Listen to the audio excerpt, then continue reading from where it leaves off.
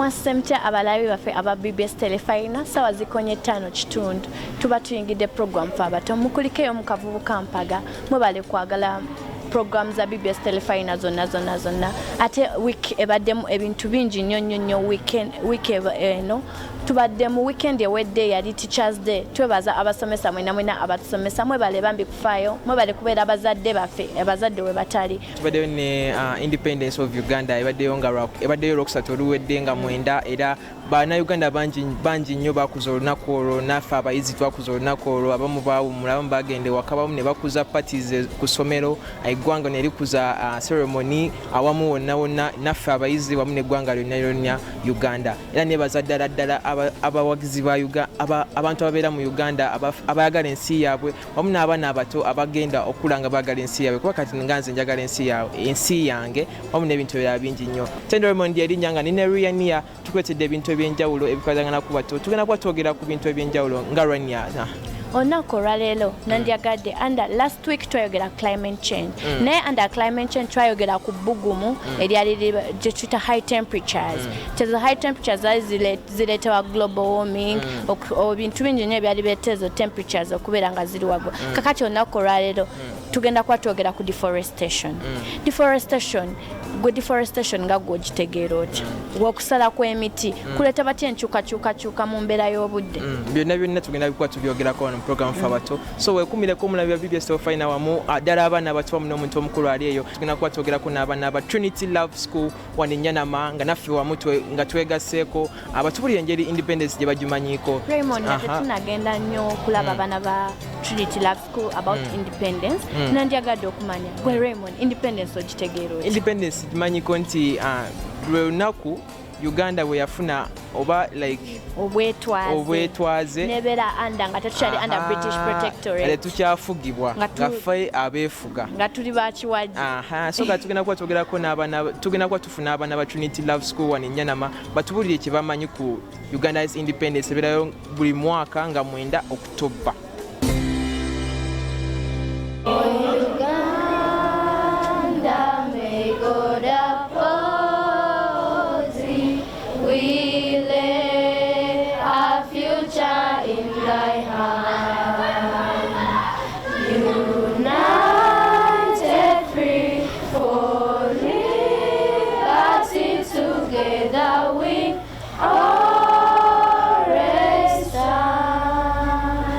Erinnya lyange nze Nantume Alisha Eva mu kibiina ekyomusanvu wano ku Trinity Love School Nyanama branch ey'Engobe.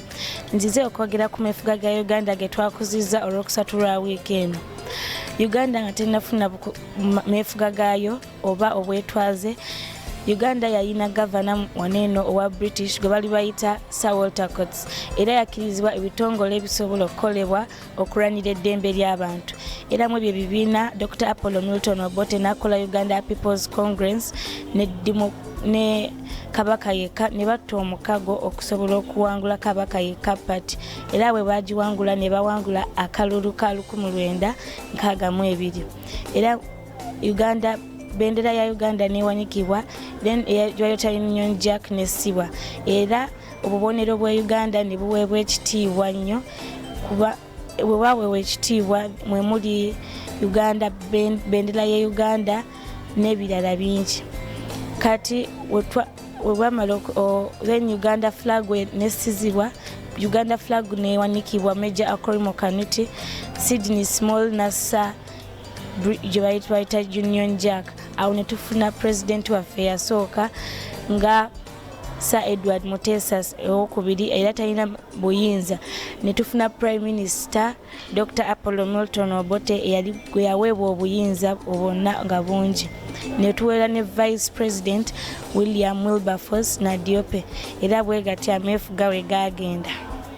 Abalabi baffe aba BBS Terefayina tukyali mu program f'abato ndowooza mundabye nekanekanye mu Ugandan flag bingi nnyo ebibadde mu wiiki eno mubadde mu birthday yange ku Lwokuna tubadde tujaguza Rania ate ku Lwokusatu tubadde nga tuli mu patriotic nga celebrating our independence yaffe. Hello, how are you? I'm fine, how are you? Erinnya lyo gwana? Mampita Mulawa Samil. Independence is when a country is free from colonial rule. And also, Uganda attained her independence on 9th October 1962 under Dr. Apollo Milton Obote. The governor who handed independence to Dr. Apollo Milton Obote and Uganda was Sir Walter Coates. Dr. Apollo Milton Obote was the first executive prime minister of Uganda to independence with executive power.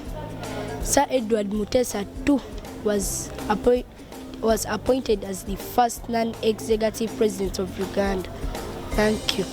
Neyanziza nyonyo. Ate nonsobodde okuyiga nti no ani? Sir Walter Coates. Sir Walter Coates. Ndoza mukawulidde. Mbadde sikategedde naye nkategedde nti nkayigidde ku baana ba Trinity Love School wano Enyanama. Ate tugenda kwatwogerako n'omulala naye atubuulire biki byategera ku independence. Independence kyeki? Uganda. Hello, how are you? Fine. Uganda twafuna di independence. Twagifuna ku 9th October. 9th October gwali mwaka ki ogwo?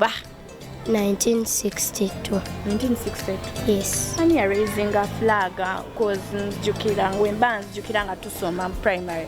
Yes. But some santino waliwo omu ya raising a flag na declaring Uganda technically under British protectorate. Yali Captain Kanuti Akorimo. Mama, oli wakabi obumanyi bonna kakati njagala otubuulire biki byomanyi ku independence batu banaffe obasomese biki byomanyi ku independence obabuulire byakabi byomanyi ku independence sikyo? Yeah. Soko bavuge. By the names of Nabet Mefeva Kandarin, I am here to talk more about independence. During independence, instruments of power was given to the Executive Prime Minister of Uganda by Sir Walter Coates. The Union Jack flag was raised by Sydney Small. The Uganda national flag was raised for the first time by Captain Kanuti Akorimo. The Uganda anthem was sung for the first time. Instruments of power which were given to Dr. Apollo Milton Obote were the Uganda Constitution, the Uganda national flag, the Uganda seal, that's the coat of arms, and the documents of independence. Kakati Feva njagala ombuulire ani ya designinga Uganda flag okubanga ina black, yellow, red nga ogaseko ne white gye tulinamu? Grace Ibingira. Mukulike ndowooza mulabe abaana ba Trinity Love School wano Enyanama nga boogera about independence. Njize bingi nnyo njize omuntu eya designinga Uganda flag, njize Grace Ibingira. Boy mujjukira. Ne onako lwaleero ate nandyagadde twogereko under climate change. Omanyi tukyalina topic yaffe ya climate change, tugenda kuba twogerako under deforestation. Okusala kw'emiti kuleeta batya enkyukakyuka mu mbeera y'obudde. Nze Raymond wemba ndaba nti wetuba nga tusala egyo emiti kubanga gino emiti gituyamba jukira waliwo kye tulina tukiyita evaporation nti emiti egyo wegi evaporate nga akasana kagikubyemu ogwo omukka oguvaamu mu miti gukola guleeta nimbus cloud ekire ky'enkuba abaana omanyi mu Luganda tukiyita ekire ky'enkuba ne kijja then enkuba netandika otonya naye webanga tusaze emiti enkuba ekendeera nti netufuna akasana akangi ennyo akakasana ne kaleetawo enkyukakyuka mu byenfuna njukira akasana ekaba kangi n'obwavu buba bungi.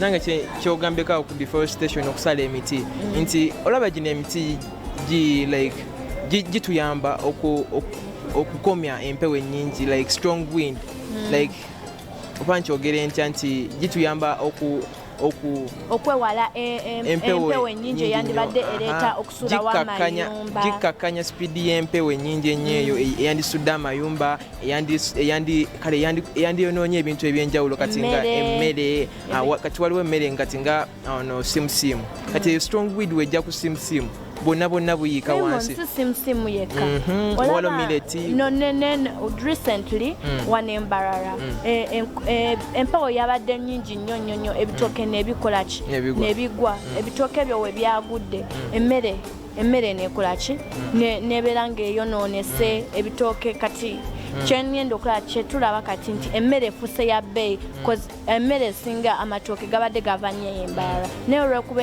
empewo yabadde nnyingi emmere yonna yonna yakoze eki yasaanyeewo wamu n'ekirala deforestation kyaleeta kale obuvune eri eggwanga lyaffe Uganda nti nno emiti gino gituyamba kikala enkuba etonye nga nnyingi ng'amazima nga nnyingi gino emiti gituyamba okukendeeza ku speedi y'amazzi agakola ki agatambulira flowing water kibayita soil erosion. Kakati nze nandyagadde solutions twandibadde nga tukola okubeera nga tukendeeza okubeera nga tetureceiving ezo climate changes ezandibadde ate nga zonona environments zaffe okubeera nga tufuna embeera ey'obudde embi ng'ekyukakyuka mu mbeera embi nandyagadde tubeere nga tusimba emiti tikubanga egyo emiti we tunaagisimba tukole ki tuziyize eyo embeera embi n'ekirala tusale emiti nga tukkiriziddwa eri gavumenti kubanga tusala ebyo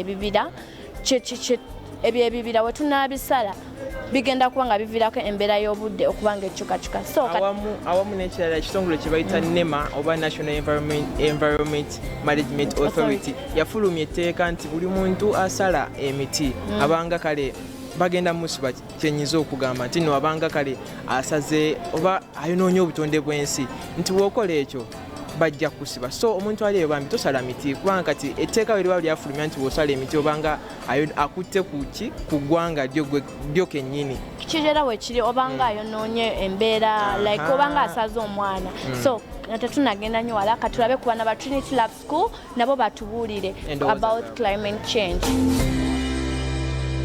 Erinnya eryange nze Ssemamba Uthman era nga mbadde njagala kwogera ku nsonga y'okusala emiti nakyo ekireetera abantu okusala emiti. Abantu basala emiti okufuna ettaka ly'okuzimba enguudo kugeza ng'ekibira kyaffe Maribira Forest kyatuluma nnyo kubanga bakisala ne bakiyisaamu oluguudo. Abantu basala emiti okufuna embaawo z'okwokya amanda.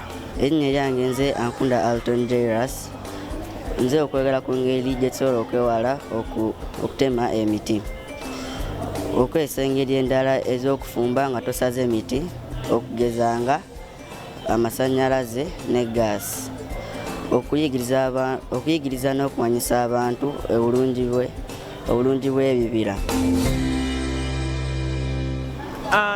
Ebibuuzo bya POE oba akamalirizo ka P7 abaana bato bagenda okukola ebiseera eby'emmaaso awo baleeta soon abagenda kukola ebibuuzo bya P7 mu November bakatuulemu ddala aba primary waliwo n'aba senior fo bagenda tula ebibuuzo byabwe ne basing ku primary level bagenda kukola SST science math ne English akugamba subject bagenda zituula bulungi nnyo subject yasinga okuzibwalira n'ogamba nti banange ntidde yune bwatuuse ngenda kukola ntya zonna nali nasooka nenzitya zonna nga we ziri ne kale unakitwaliramu obudde nti nno bw'oba ogenda kukola ekibuuzo tolina kutya kintu kyonna olina okitwala ng'ekyangu n'ekirala Katonda Mukama oyo ali eyo waggulu gw'olina okwesiga ddala kitegeera naye nze olaba nzijukira nga towards UNEB time omusomesa yajja nga atuwenyula English nga batukuba nedda si kukola bubi nga alyaga tuyigiriza punctuation omanyi bineeno tuba mupepa nga tupakuka maama nze nayita magulu ne wayita otya namuyitanga mu magulu bwenti kiki kyewakola okusinga gwe okusingira ddala nakola math ne English bulungi. Wayita otya kale kiki wakola okuyita nasoma ebitabo naye nze sinti kubeera nnyo nga nsoma nnyo nedda like actually nze Mukama mwebaza Allah mwebaza ntino Allah mwebaza ntino yansobose okuba nga like nkwatira nnyo ku lubaawo nti omusomesa ne babasomeseza ekintu nsobola okikwatirawo sigenda kubeera ate nnyo into books naye ate ki-advising abatabali obanga tosobola kukwatira ku lubaawo tuula osome ekitabo kyo okisome okitegeere bulungi osobola okuba nga wejjukanya mu by'olina okuyita. Abaana ba Trinity Love School wano Enjala bagenda kuba batubuulira ddala aba candidates tugenda kuba tubabuuzaku batubuulire endowooza zaabwe ku ngeri gye bagenda oyitamu ebibuuzo byabwe engeri gye bitegese okukola ebibuuzo byabwe n'ebirala bingi nnyo bye tugenda obbabuuza. Alright, tukyali wano ku Trinity Love School Enyanama era tugenda kuba twogerako n'aba P7 candidates abagenda otula ebibuuzo byabwe byakamalirizo mu nnaku eziri mu maaso awo oba ne mu myezi naye ennaku ziweddeyo kumpi bagenda kuba batula ebibuuzo byabwe bya P7 PLE era tugenda kuba tubabuuzaako essaawa zino. Nyabo gyebaleko. Gyebaleko naawe. Erinnya lyo ggwe nsaba obulire abatulaba essaawa zino erinnya lyo. Nze amanya Aleisha. Ogenda tula ebibuuzo bye byakamalirizo P7 oba tuyita PLE. Ebya PLE wetegese otya nga Gomiza? Engeri gye neetegese okufunzafunzamu topics ezinkalubiriza. Kino kinnyambye okuzuula ebintu ebimu bye nali simanyi n'okuzuula engeri ey'okuddamu ebibuuzo ebireetebwa mu pepa. Engeri ey'okubiri okukolamu obubinja ne bakwano bange abansingako. Kino kinnyambye obabuuza ku buuzo nga mu mathematics okunyamba calculations zetamanyi n'olumu weba tebamanyi nsobola okwebuuza ku batica bange abatusingako. Mathematics ankalubiriza nengenda kwetegereza nsobole omukola obulungi okusanyusa bazadde bange ne batica abatusomesa. Atya calculations ezimu zintawaanya nengenda obuuza ku bakwano bange oba ne batica abatusingako basobole okundagirirako. Lyange nze Tahira Musa. Timetable ya UNEB yafulumye kumpi weeks eza oba last week subject gyogenda osookeramu okubala gwe bayita mathematics. Mathematics omwetegekedde otya? Nfunye obutabo bwa summary ngenda mu library nengenda nesaba librarian anjazikeko ebitabo nengenda nensomamu mu topics ezinkalubiriza nengenda nenconsulting abatica bange aba math. Bwova mu mathematics odda mu subject? SST. Naye omwetegekedde otya? Tukole ebibinja n'abakwano baffe ne turevisinga oba ne tufuna PLE papers ezayitako ne tuzirevisinga ffenna as a group. Kati nga gwe candidate akusomoozebwa ki kwofunyemu kusomako nga tonnaba kumaliriza bibuuzo bya P7? Mathematics. Nga kimu by'omu ayogera ku mathematics bannange kiki? Abacandidates bonna abali eyo mbakubiriza barevisinge nnyo bakole ebibinja n'abakwano baabwe baconsultinge batica ne bakwano baabwe so that bakufune 4 aggregates mu PL. Amina. Goyaga funa for aggregates? 4. Amina. Nze mulwana letisha kitiibwa. Subject gy'osinga okutya? Mathematics. Lwaki ogitya? Simutya nnyo naye ekibuuzo kiyinza okujja n'oteekawo ansa ng'omanyi ntuufu kati tica wakomyawo pepa ng'alaga wagigudde. Oyaga afuna bubonero ki? Bonna. Lwaki otya mathematics? Wanti bw'otya mathematics awo oba ogenda gwa math naye kasita tomutya oba ogenda yita. Kale obubaka ki bw'oyagala owa abaana abatulaba essaawa zino aba candidates abagenda okukola ebibuuzo? Abaana bonna bacandidates abagenda okukola PLE bakubiriza okurevisinga ebitabo byabwe era bawulirize nga batica baabwe basomesa kubanga batabawulirize tebajja kufuna mikisa gya batica baabwe kuyita bulungi PLE. My name is Namgara Kodel. I'm ready in a way that I be attentive while my teachers are teaching and I revise my notes during my free time and I consult from my teachers and I inform my teachers about my weaknesses. Yeah. What is your best subject? Social studies. Social studies. Yes. What about your worst? Nothing. Nothing. Okay, what do you like most about social studies? It is full of history. Erinnya lyange nze Namagambe Hajara Nakidde. Wetegese otya mu bibuuzo bya PLE byogenda otuula maaso? Nze nganze omuntu neetegese nga mbuuza batica bange besitategedde n'obagamba ne bw'otategedde byobadde omanyi ate nga bo tebabimanyi n'obireeta bonna bonna ne babimanya. Tufunye n'obubinja n'olivayizinga n'obannoobo mugenda olaba ng'oli aleese kyobadde tomanyi naye n'oleeta okugamba ne mubikola. Kusomoozebwa ki kwofunye mu kusomako okwa primary nga tonatula bibuuzo? Math ansumbuye. Math. Osinga okutya mu math naye? Construction, formula, zinsudde. Golooza ki ky'oyinza okukola okuyita formulas ezo ne construction ki ky'oyinza okukola?